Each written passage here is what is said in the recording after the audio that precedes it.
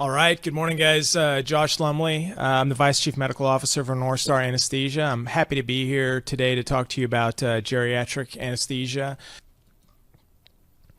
So how do we manage these patients during surgery?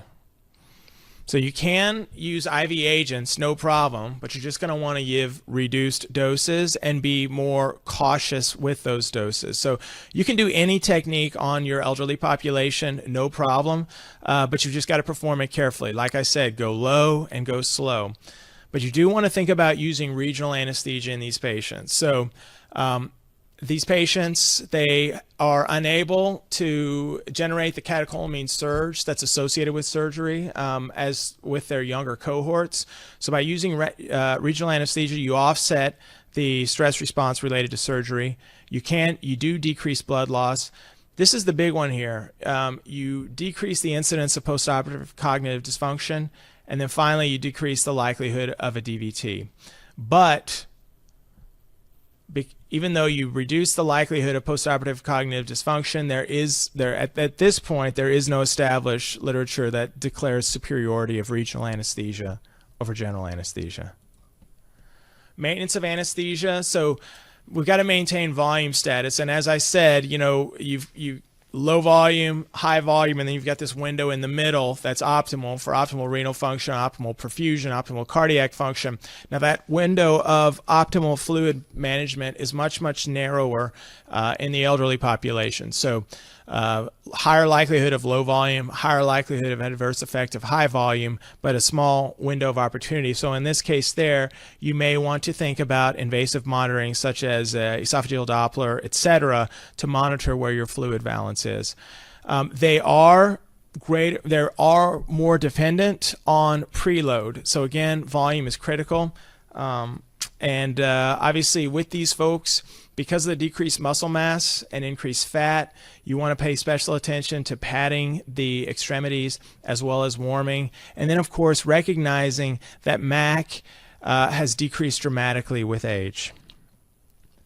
These folks usually take a lot longer to wake up. So it's a combination of things. Number one, longer duration of action and decreased cerebral blood flow.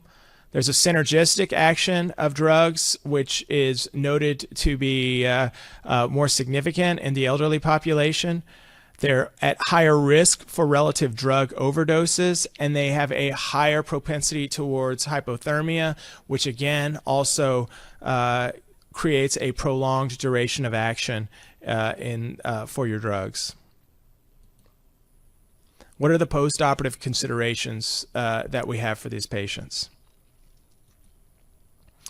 Postoperative cognitive dysfunction. So this one now is getting a lot of traction in the literature. So postoperative cognitive dysfunction, or frank delirium, is increased due to the decreased functional reserve of the CNS. So again, as I said, baseline general function of all organs, whether that be heart, whether that be brain, kidney, liver, it's maintained, but the threshold for tolerating an overshoot or something like that is much, much smaller. So neurologic function overall is preserved, but they have decreased reserve, so they're more likely for postoperative cognitive dysfunction. So some of the risk factors associated with it are: the older you get, the more likely you are to have it. Do you have a really, really long surgery? Do you have a postoperative infection? Is there some pre-existing neurologic disease or pre-existing decreased cerebral blood flow? Are you having multiple surgeries in rapid succession? And then finally, is there any sort of respiratory compromise which is decreasing the oxygen supply to your brain? So how can we prevent it? Again, we've talked about the brain. It uses 20% of total bodily oxygen. It's entirely dependent on aerobic metabolism, so optimization of oxygenation is critical. We want to keep blood pressure in the normal range to maintain our cerebral perfusion pressure, bearing in mind that our cerebral blood curve is probably shifted to the right due to chronic hypertension in these patients. Normalize your electrolytes, specifically those that can affect your neurologic status, so hyponatremia, hypercalcemia. Use correct drug dosing in these patients, all right? Correct for the elderly patient, not correct drug dosing based on total body surface and the size of BMI. Avoid drug cocktails. So stick with a drug, take a drug, and stick with it. Don't combine multiple drugs with it, especially scopolamine and atropine. Use extra vigilance. Again, go low, go slow. You may, for patients who do have postoperative cognitive delirium, have to give some Haldol, and then obviously recover these patients in the PACU. But if it's worsened, then you may have to send them to the intensive care unit. So some of the things you want to consider, obviously they have a blunted response to hypercarbia and hypoxia, so obviously you may have to continue supplemental oxygen for an extended period. You want to maintain adequate pain control, knowing that pain can be one of the causes of postoperative cognitive dysfunction, but also being aware that it's going to have to be much more judicious, your dosing of it. So optimal anesthesia is critical. Optimal analgesia is important to maintain that sleep-wake cycle, avoid respiratory impairment, but similarly, overdosing it is far, far worse. Monitor for sedation and respiratory depression, and if at all possible, hitting that home, try to do a regional technique or a neuraxial technique if possible to avoid opiates altogether. Now, what about temperature? We all know that with induction of anesthesia, we have radiation heat loss. We also have convective heat loss, conductive heat loss, as well as evaporative heat losses. In the elderly, they are much more sensitive to heat loss in the operating room and are much more likely to become hypothermic. So they have decreased subcutaneous fat stores.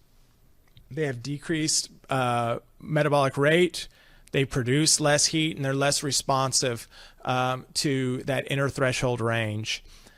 They do have, some of them have a baseline level of hypothyroidism. They have a high body surface area to mass ratio, so their ability to lose heat through radiative heat loss is greater. They have impaired autonomic thermal regulation, so we've talked about that inner threshold range for a normal patient to be 0.2 degrees Celsius. That is expanded in the elderly population.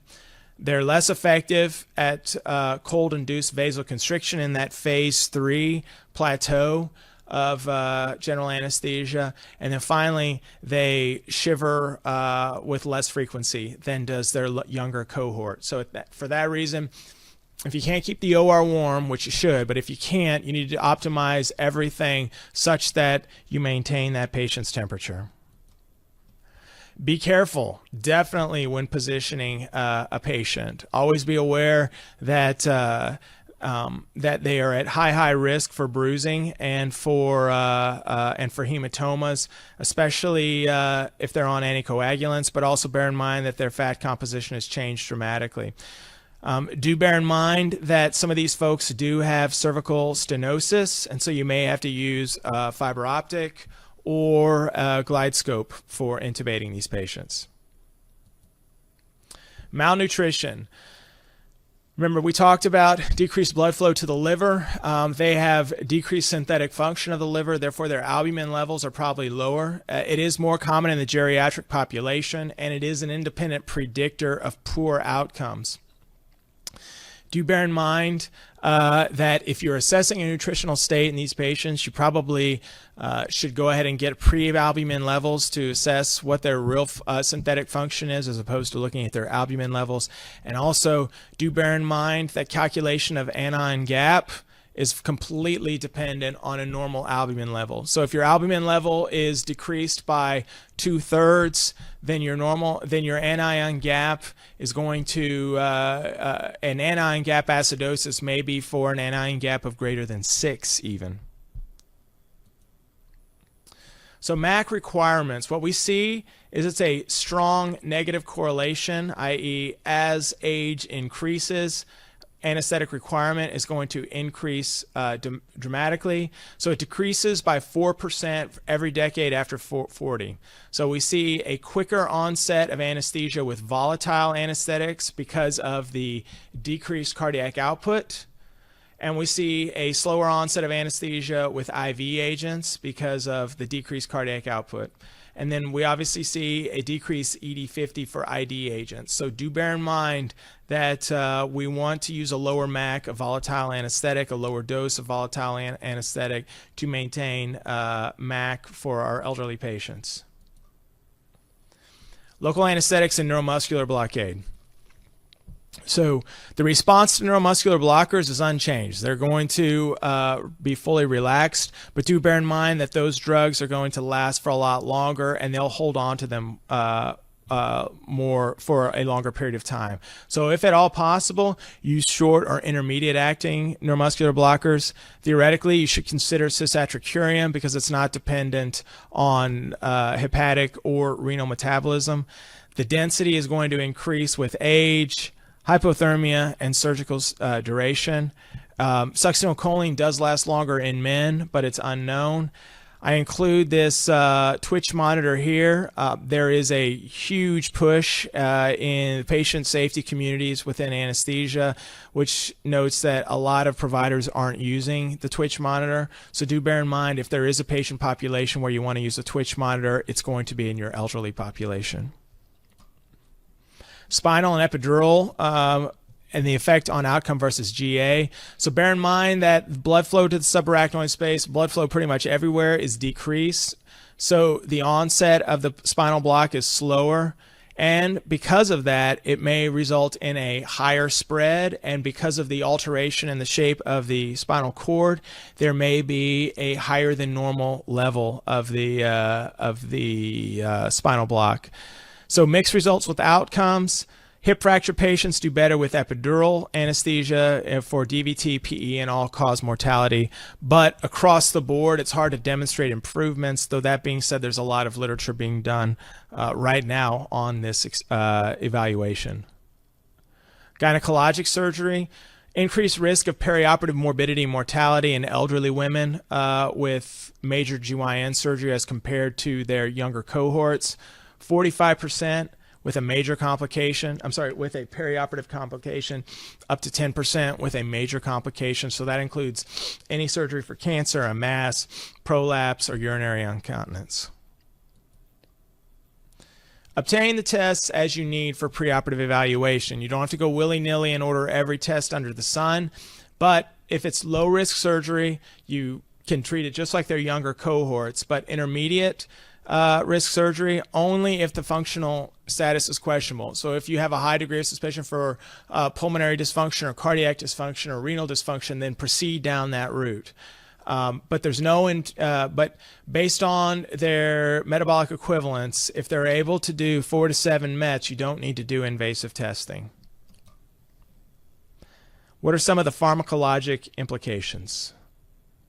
So obviously we talked about they have decreased protein binding, body compartment composition has changed dramatically, hepatic and renal blood flow are decreased, and the CNS has atrophied, and it's much more sensitive to the drugs. So protein binding, what's that going to do? It's going to bind the drugs, prevent them from passing through cell membranes to hit the target receptors.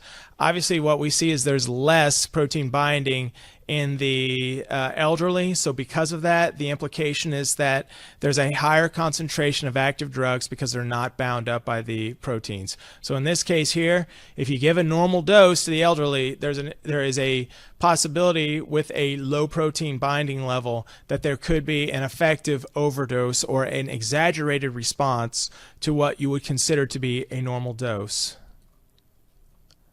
General changes with aging.